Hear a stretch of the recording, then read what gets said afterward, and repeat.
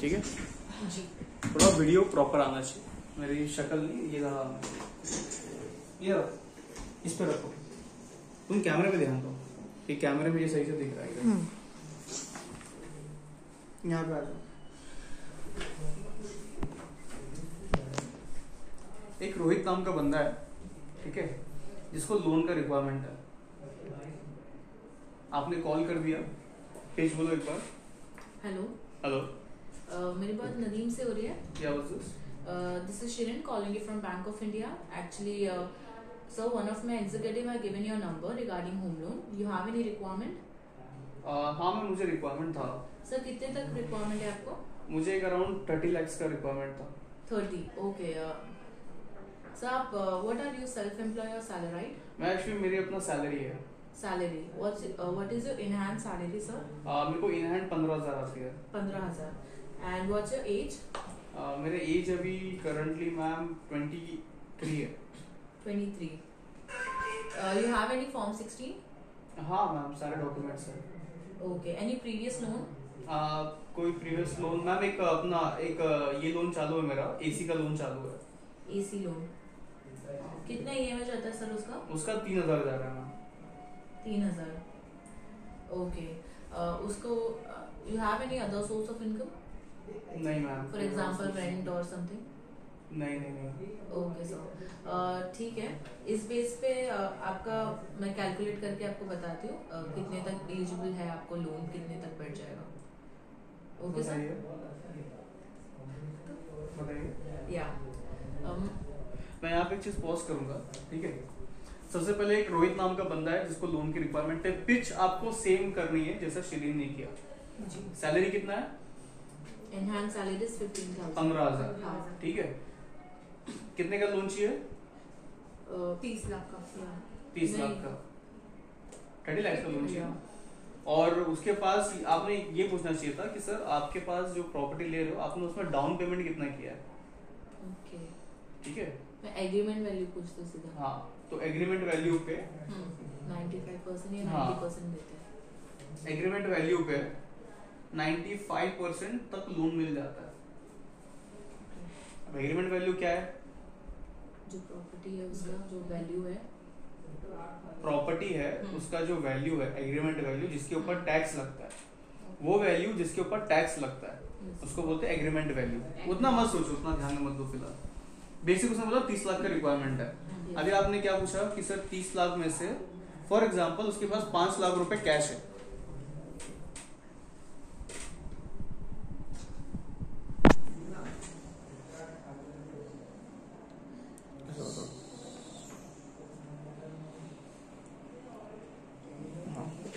For example उसके पास 5 लाख रुपए cash है। आपने क्या किया, सिंपली 30 लाख में से माइनस 5 लाख कर दिया। ये उसका लोन, इतने का उसको लोन चाहिए बंदे को, ठीक है। 30 लाख उसको लोन अमाउंट जो है उसका, एग्जांपल 30 लाख की प्रॉपर्टी है, 30 लाख का उसका एग्जांपल प्रॉपर्टी है, उसमें से उसने 5 लाख रुपए माइनस कैश पेमेंट किया है 5 लाख रुपए, ठीक है। 25 लाख बचा, तो 25 लाख का उसको लोन रिक्वायर्ड है। आप क्या करोगे, सिंपली 15,000 उसकी सैलरी है, सैलरी में से आप उसको माइनस 40% करोगे। ये 40% क्या है, सैलरी में से आप माइनस कर रहे हो उसके घर का खर्चा। हाँ, घर का खर्चा, फ्यूल का खर्चा, आने जाने का। कंफ्यूजन ये कि 15,000 में से 40% को ही क्यों लेस करने का है?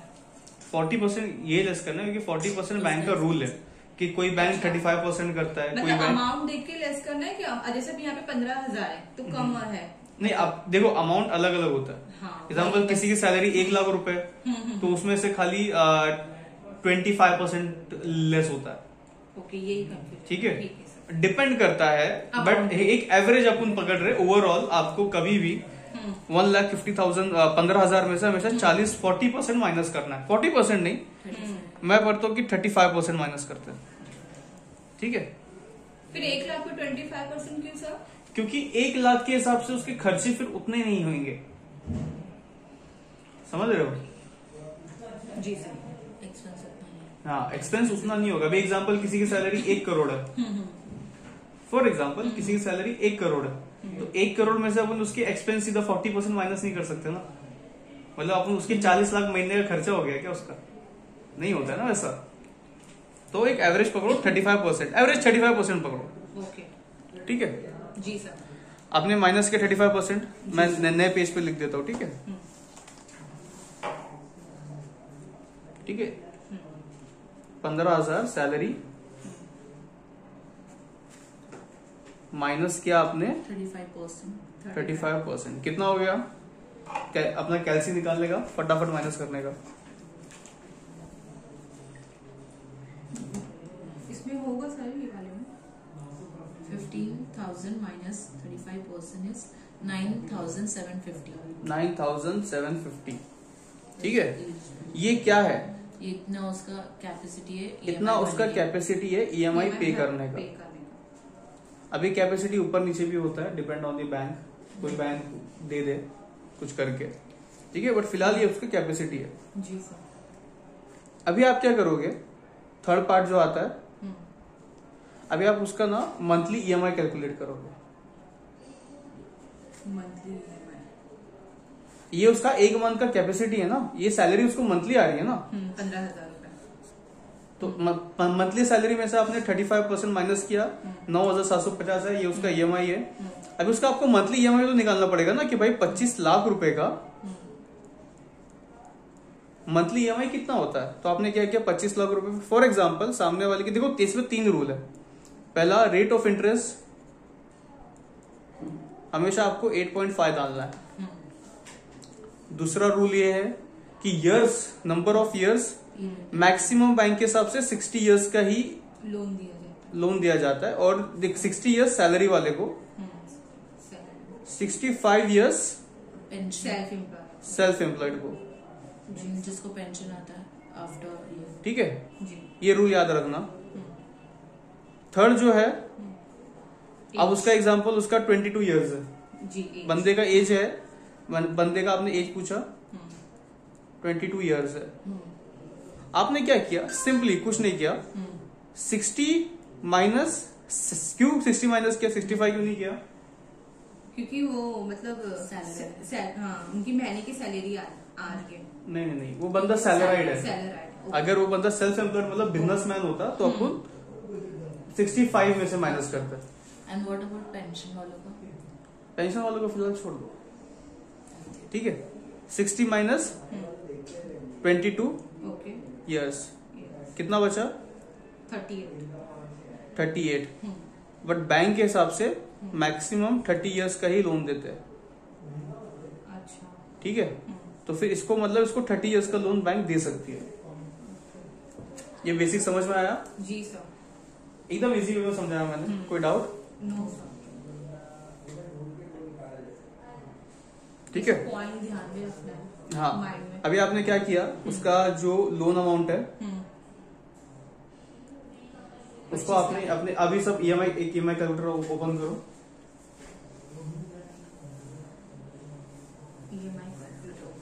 ठीक है, अभी लोन अमाउंट डालो फटाफट, 25,000, 25 लाख। 25 लाख। एज डालो 30 इयर्स।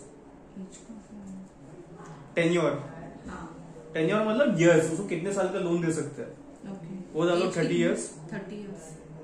ठीक है, एक second. Okay sir, 30 years. Interest rate कितना डालोगे? 8.5। कैलकुलेट करो, कितना आ रहा है मंथली ईएमआई? 19,222। ये उसका मंथली ईएमआई है। अब उसका सैलरी में से अपन ने 35% माइनस की तो 9,785 बचा था। मंथली उसका ईएमआई 25 लाख रुपए पे कितना आ रहा है? 19,222 का। ठीक है, लेकिन उसकी एलिजिबिलिटी कितना है? 9,750। 9,750। तो वो फ्लैट ले सकता है? नहीं। फरा ले सकता है? नो सर, नहीं। छाया ले सकता है? नहीं ले सकता। तो आप क्या पूछोगे? Other source.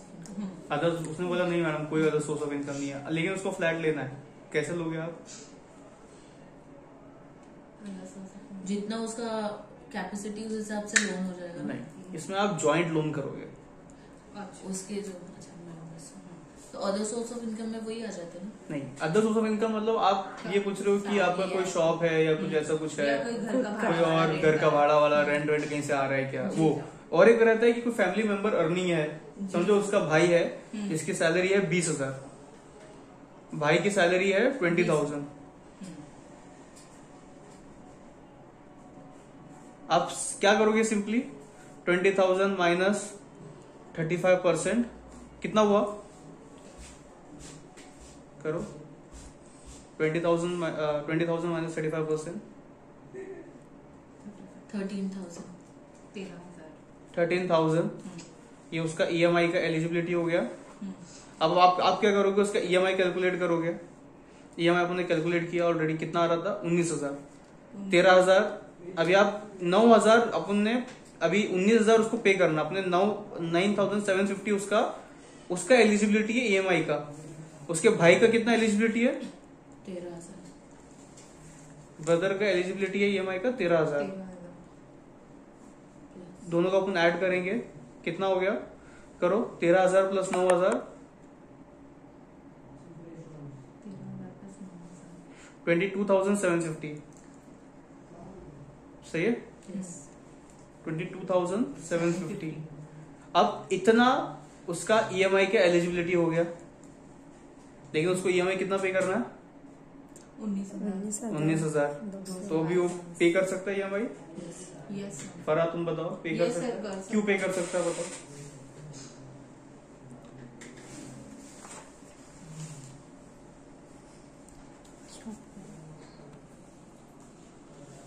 क्यों पे कर सकता है फरा ईएमआई, बताओ।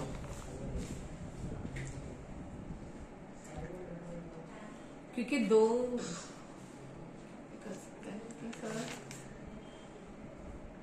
जो सोच रहे हो वही बोलो ना।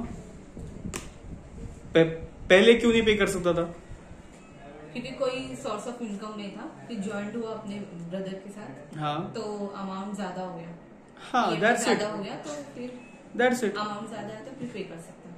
हाँ, पहले नहीं पे कर सकता था क्योंकि उसका Eligible- ईएमआई जो आ रहा था 19,000 का आ रहा था। Okay sir. ठीक है, 19,000 का ईएमआई, लेकिन उसका सैलरी 15,000 था। ठीक है, 15,000 में 35% में से सिर्फ 9,000 बच रहा था। तो 9,000, ये जो 9,000 है, इतना वो नहीं पे, इतना 19,000 का ईएमआई वो 9,000 की एलिजिबिलिटी में कैसे पे कर सकता है। तो अपन ने क्या किया, इसके साथ में क्या किया, इसके भाई को जोड़ दिया। भाई को जोड़ दिया, भाई की सैलरी थी 20,000, 20,000 में 35% माइनस किया, 13,000 बचा। Okay sir. 13,000 per month EMI का एलिजिबिलिटी भाई का है। अच्छा। आपने देख लिया कि भाई 9,000 प्लस 13,000। मैं इसको वापस थोड़ा इजी वे में लिख देता हूं। अपन ने क्या किया, 9,000 प्लस 13,000। प्लस 13,000, जी सर। ये वो बंदे का मतलब P1 मतलब एक वो बंदे का ईएमआई, P2 मतलब उसके भाई का ईएमआई। अपन ने प्लस किया, ये 22,000 आ रहा है। ओके। ठीक है, उसका लेकिन उसको पर मंथ का ईएमआई कितना पे करना है, 19,222। ईएमआई पर मंथ का ईएमआई उसको कितना पे करना है, 25 लाख पे 19,222। 19,222। ठीक है, 19,222। अपने 22,000 में से 19,222 ऑब्वियसली पे कर सकता है ना, कर सकता है। तो उसका लोन हो सकता है। Okay sir. अब इसमें अपने को डॉक्यूमेंट्स क्या क्या रिक्वायर्ड लगते हैं, शिरीन बताओ। सैलरी स्लिप और 1 ईयर बैंक स्टेटमेंट, लिखो। KYC, हमें को लिखो बंदे को क्या क्या रिक्वायरमेंट है।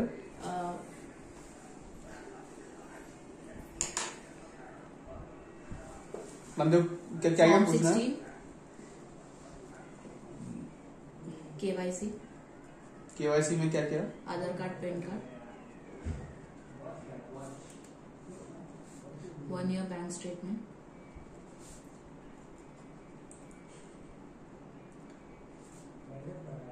and 1 year salary slip.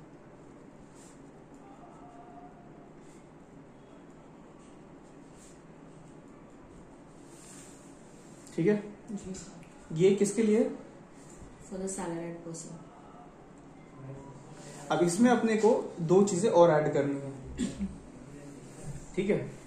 सबसे पहला क्या ऐड करना है कि आपका कोई खुद का फ्लैट है क्या? ओन हाउस, ओन प्रॉपर्टी, आपकी कोई खुद की प्रॉपर्टी है क्या? ठीक है, बस ये चीज पूछना। और ये आपका फर्स्ट होम है या होम, ठीक है, जी सर। या फिर आपका कोई प्रीवियस लोन चालू है क्या? कोई प्रीवियस लोन चालू है क्या? ठीक है, जी सर। ये तीन चीज बस पूछना है। Got it? कल रात में सौरभ ने क्या बोला था पूछने के लिए?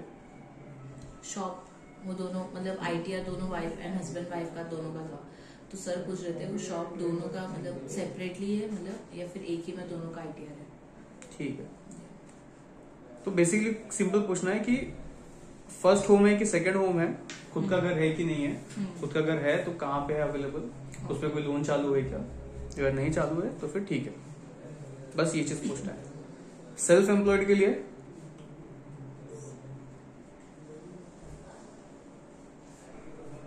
सब कुछ सही है, बस खाली फॉर्म 16 की जगह पे